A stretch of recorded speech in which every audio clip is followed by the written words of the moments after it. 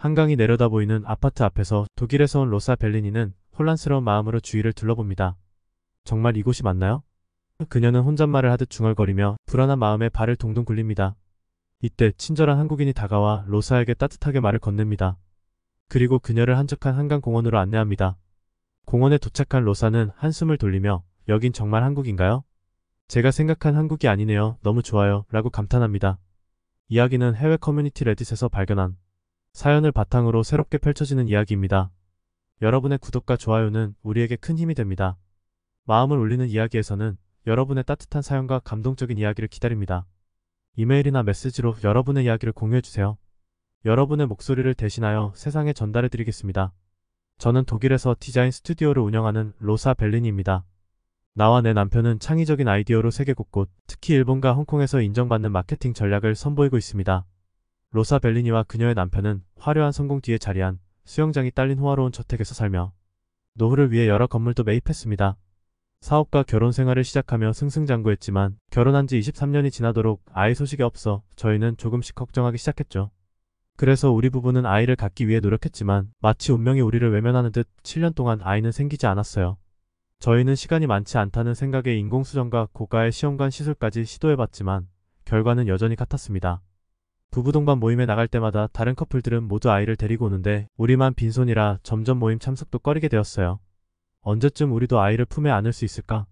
하는 생각에 그날 밤 저는 베개를 적시며 울었습니다.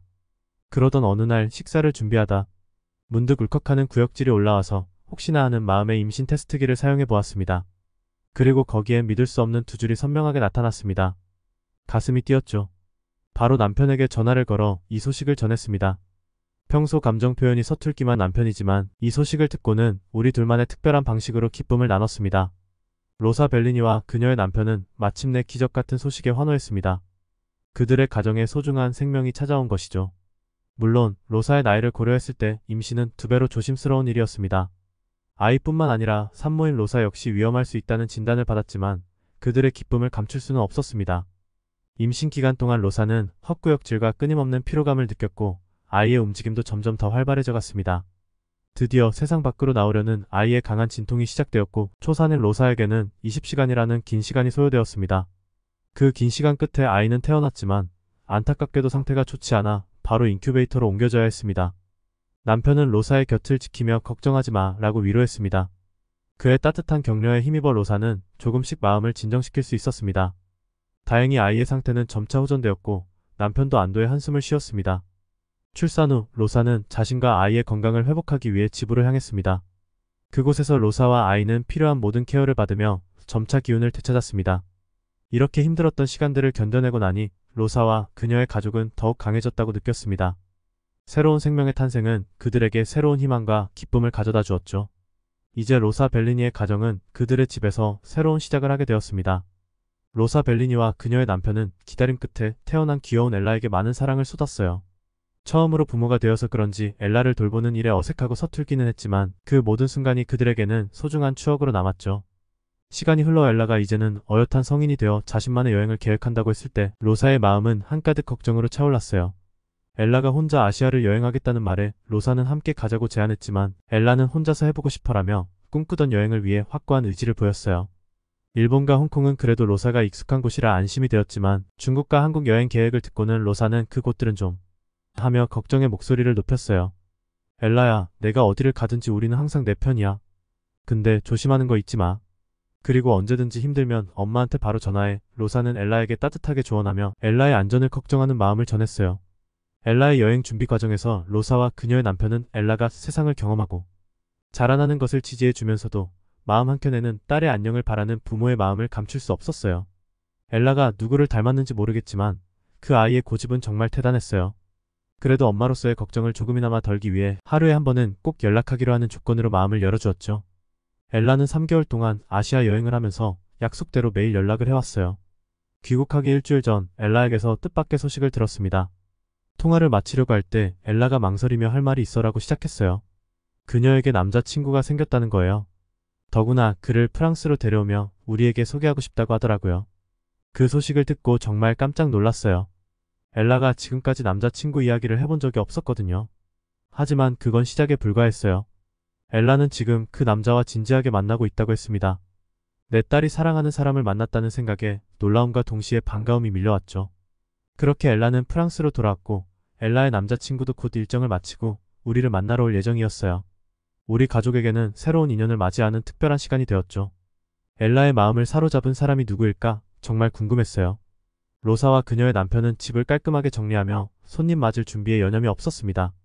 예비 사위가 될지도 모를 사람을 맞이하려니 로사는 어떤 음식을 준비할지 고민했고 남편은 정원 정리에 손을 댔죠. 예비 사위가 온다는 날 남편은 술은 좀 마실까라며 술을 사러 나갔고 로사는 부엌에서 음식 준비에 한창이었습니다. 그때 예상보다 일찍 초인종이 울렸어요. 시간이 아직 안 되었는데 누구지? 하며 문을 열었는데 동양인으로 보이는 젊은 남자가 서 있었습니다. 그는 로사에게 90도로 허리를 숙이며 유창한 프랑스어로 처음 만나서 반갑습니다 라고 인사를 했어요. 로사는 그 순간 당황스러움에 어떻게 반응해야 할지 몰랐는데 엘라가 나타나 그 남자를 소개해줬습니다. 엄마, 아빠, 이 사람이 제 남자친구예요. 남편도 술을 들고 돌아왔을 때는 상황을 파악하고 잠시 당황했지만 엘라의 남자친구는 인상 좋은 웃음을 지으며 처음 뵙겠습니다 라고 인사를 건넸습니다. 그 순간 집안은 금방 따뜻하고 화기애애한 분위기로 바뀌었어요. 로사와 그녀의 남편은 엘라의 남자친구를 좋은 시선으로 받아들였죠. 그들은 함께 시간을 보내며 서로를 더 잘 알아갔고 엘라가 사랑하는 사람을 만난 것에 대한 기쁨을 나누었습니다. 엘라가 우리 앞에 동양인 남자친구 공지철을 소개했을 때 우리는 조금 놀랐어요. 사실 엘라가 동양인 남자친구를 데려올 줄은 상상도 못했거든요. 그래서 우리 부부는 어색한 웃음을 지으며 환영의 인사를 나눴죠. 공지철이라는 그는 29살이고 컨설팅 및 마케팅을 전공했다고 해요. 우리도 마케팅 회사를 운영하고 있으니 어느 회사에서 일하는지 궁금했습니다. 그가 한국의 유명한 회사에서 일한다고 하니 신기하면서도 반가웠어요. 우리와 같은 분야에서 일한다니 어느 정도는 공통점이 있어 대화가 더 잘 통했어요. 하지만 마케팅 일이 주는 스트레스가 만만치 않은 걸 알고 있기에 딸을 제대로 챙길 수 있을지 걱정도 됐죠. 그래도 공지철과 대화를 나눠보니 인상도 좋고 사람 됨됨이도 괜찮아 보였어요. 남편은 대화 도중 공지철이 한국에서 일한다고 들었으니 둘이 결혼을 어떻게 생각하고 있는지 조심스레 물어봤어요.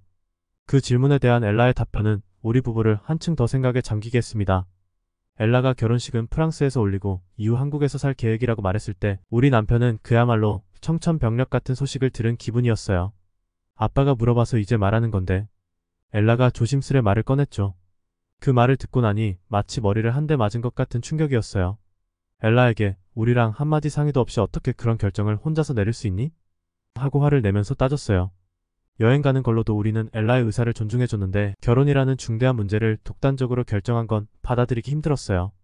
그 상황에서 엘라와 저 사이의 감정의 골이 깊어질 뻔했지만 남편이 중재를 하며 상황을 진정시켰어요. 결국 엘라의 마음은 변하지 않았고 그들은 프랑스에서 아름다운 결혼식을 올렸어요.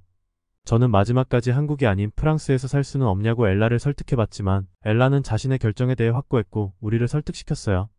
결국 우리 부부는 엘라의 선택을 존중하기로 했어요. 비록 마음 한편에는 여전히 걱정이 남아있었지만 말이죠.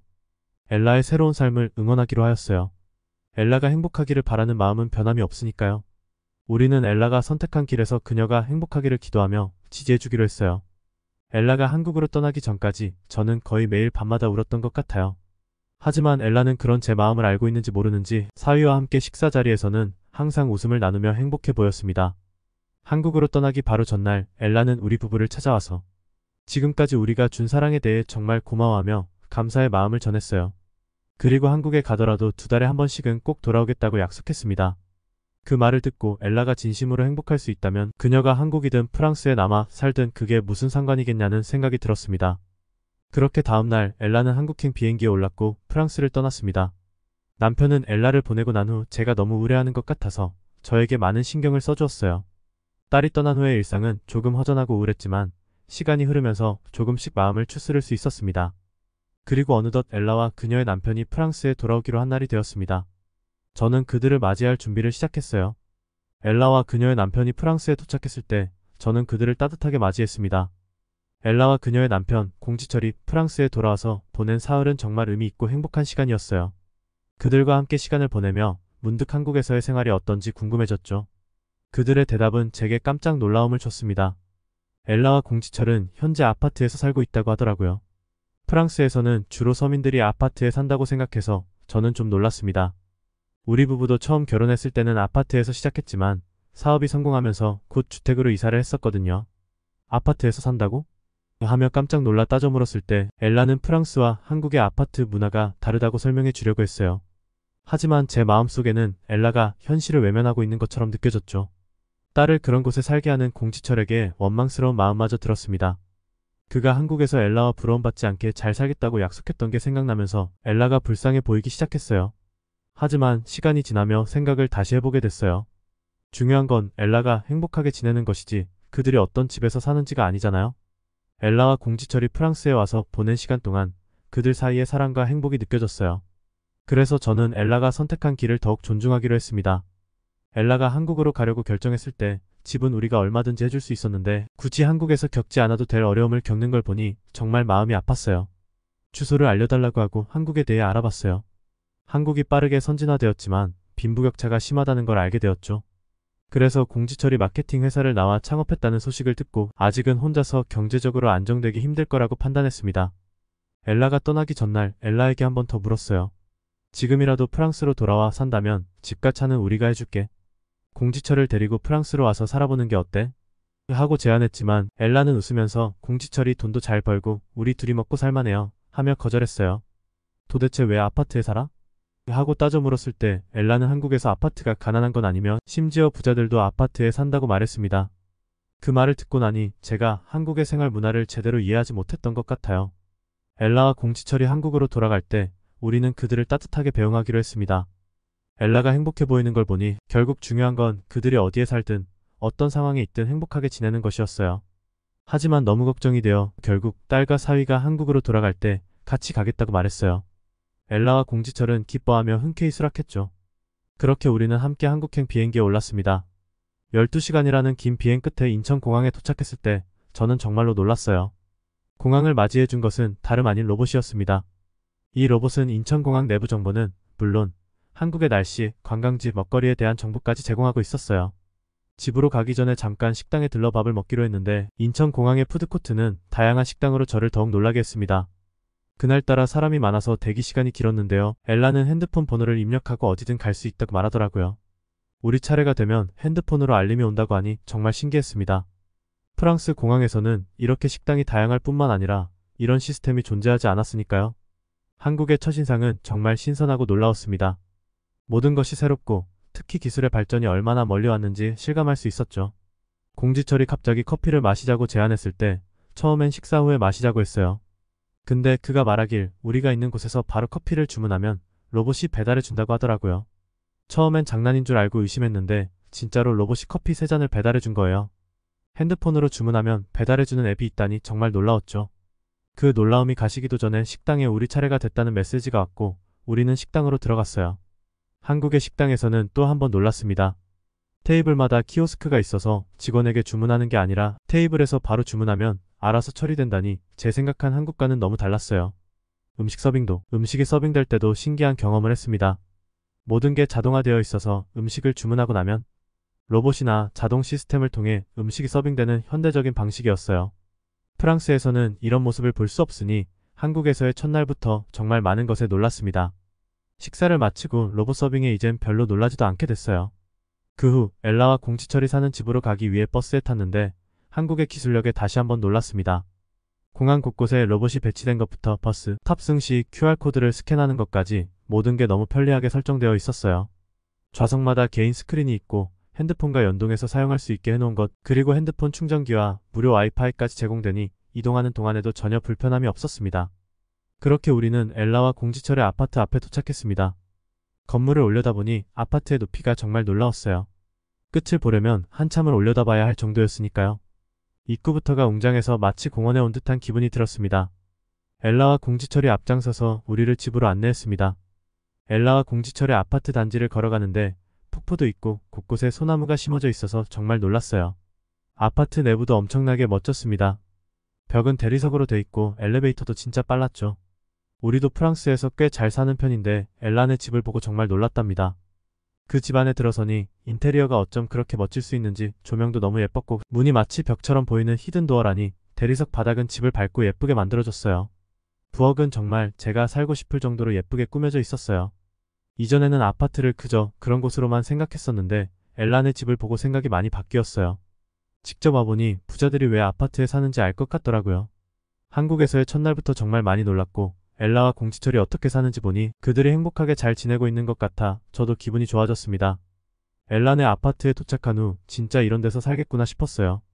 거실에서 바라본 야경이 환상적이었습니다. 한강 주변의 높은 건물들이 뷰를 망치기는커녕 오히려 예쁜 조명처럼 빛나며 보고만 있어도 스트레스가 풀리는 기분이었죠.